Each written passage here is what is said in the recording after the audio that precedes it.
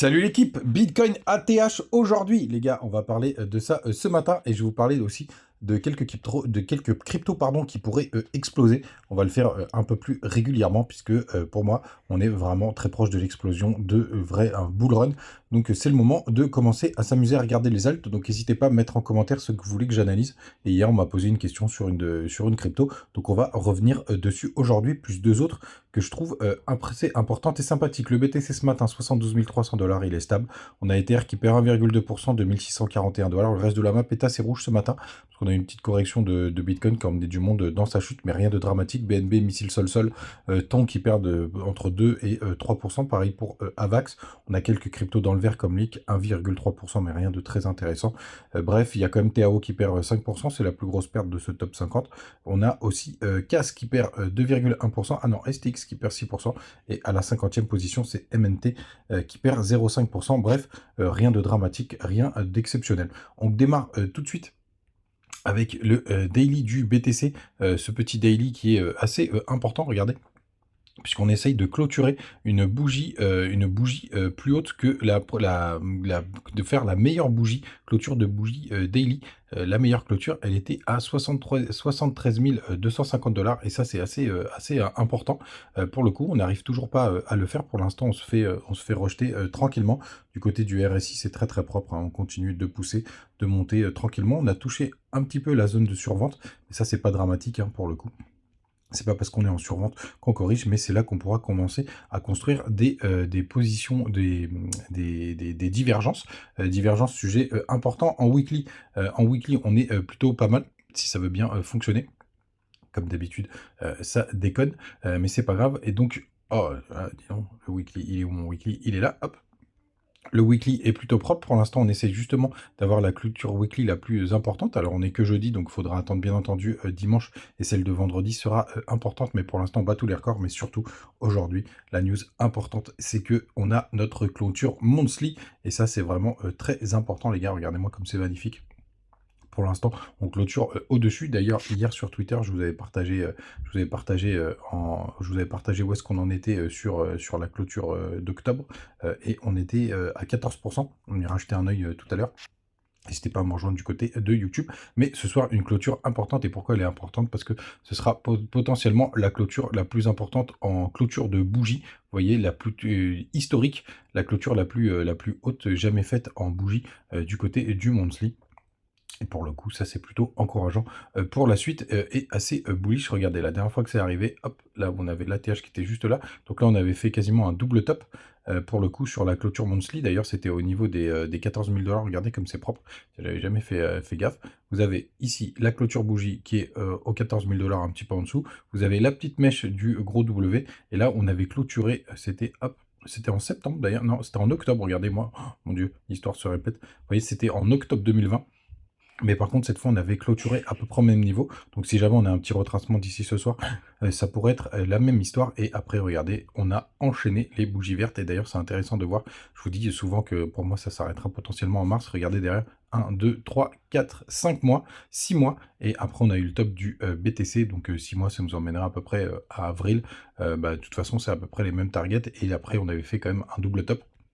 Mais pour l'instant, c'est très très propre ce qu'on est en train de voir. Et puis vous avez aussi la théorie de mes nuages. Et pour le coup, qui nous emmène avec un top du BTC aux alentours d'avril-mai 2025. On verra si l'histoire se répète. Mais c'est vrai qu'on serait un petit peu en avance sur le cours, sur le top. Et après, il y a toujours ce débat du double top qu'on a connu en novembre 2021. Mais c'est plutôt propre ce qu'on est en train de voir. Du côté des autres indicateurs, ce qui est important de noter, c'est qu'on a quand même gratté pas mal de liquidations. Les gars, donc là, on a vraiment grappillé tout ce qu'on avait à grappiller. Donc j'espère qu'on va pas avoir ce retracement. Et vous voyez toutes les grosses zones jaunes qui pouvaient exister. On a quand même été pas mal les chercher. Donc, et il y a quand même pas mal d'accumulation de liquidations quand même qui sont en train de se faire au sud. C'est ma petite crainte, ma petite inquiétude, mais pour l'instant, il y a quand même pas trop d'indicateurs qui nous disent qu'on a besoin d'aller les rechercher. Et c'est plutôt vert dans tous les sens. Du côté des autres informations, on a les fundings qui sont à 0,01%. On y reviendra. Je vais vous parler d'un sujet très important dans une prochaine vidéo. Et on a le crypto Fear and Greed qui du coup est à 77, donc c'est la première fois qu'on est dans l'extreme greed. Alors d'être dans l'extreme greed c'est très très bien les gars, parce qu'en phase de bull run, on reste dans l'extreme greed pour le coup.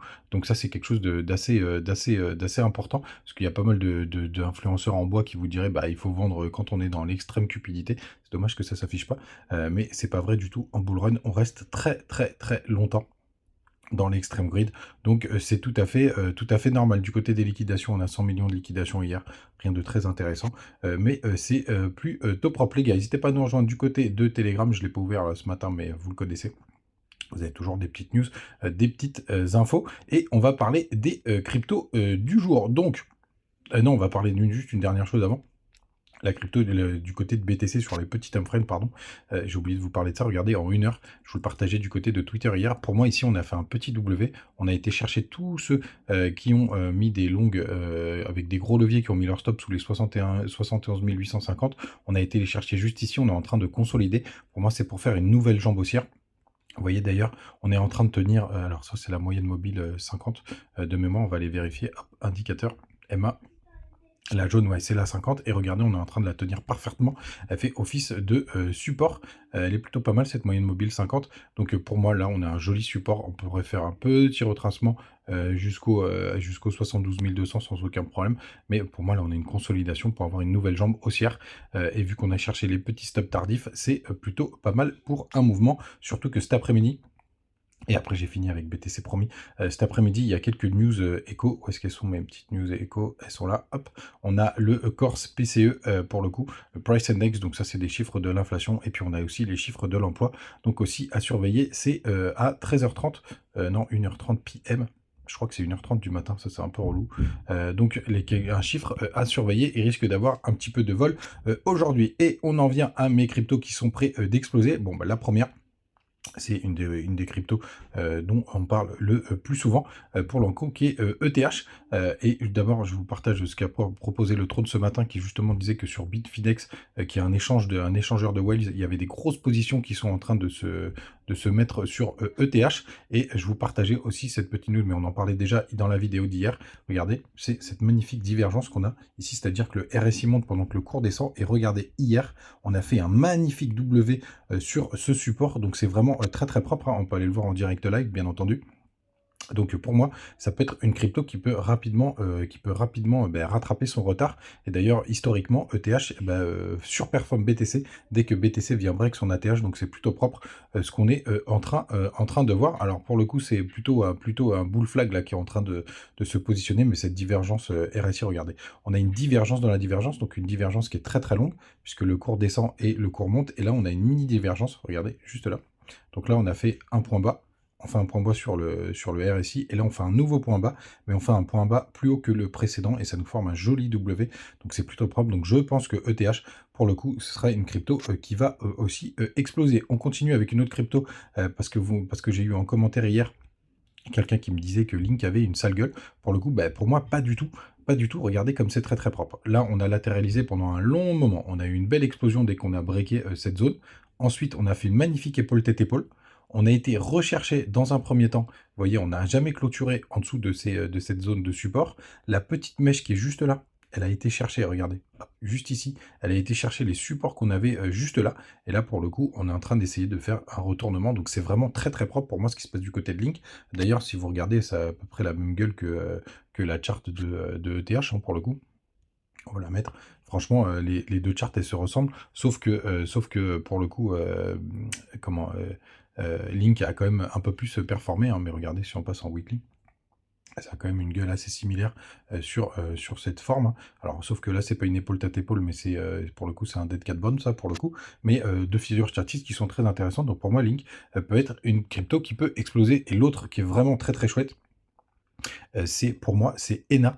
Regardez-moi ça. En weekly, regardez-moi cette épaule, tête-épaule inversée. Ça fait longtemps que j'en ai pas vu une aussi belle. Regardez, épaule, tête, épaule. Pour le coup, inversée, c'est vraiment magnifique ce qu'on est en train de voir. Elle est peut-être plus jolie. On la voit peut-être même aussi bien en 3 jours. Regardez, épaule, tête, épaule, inversée. Hop. C'est vraiment magnifique ce qu'on a. Alors pour l'instant, ça galère un petit peu. Et surtout, ce qui m'intéressait du côté d'ENA, d'ailleurs, j'ai pris un petit long, même s'il est en négatif pour l'instant, c'est qu'il y a les funding, en plus, étaient négatifs. Je vous montre, hop, on va passer avec les funding négatifs. Regardez, ENA, il est là, il est à moins 0,4. Pour le coup, c'est assez impressionnant. Alors moi, j'ai pris sur BitGet, donc on est à peu près du même niveau. Ça veut dire que là, je suis payé pour être en longue. Donc ça, pour moi, c'est des cryptos qui pourraient très prochainement exploser. En tout cas, c'est très intéressant. Et d'ailleurs, je vous parlerai très rapidement d'ENA, pas de la crypto ENA parce qu'on s'en branle, mais d'une petite technique qu'ils utilisent notamment pour leur stablecoin algorithmique. Alors ça peut faire penser à Luna, mais c'est pas du tout le même mécanisme. Et surtout, on fera le test ensemble. Mais possiblement, je pourrais vous proposer un truc. Mais je vais faire le test en live avec vous pour voir si ça marche bien, mais pour avoir un rendement de 35% par an. Pour le coup, je vais vous partager ça, comment faire, parce que c'est assez impressionnant et potentiellement, en plus, sans risque.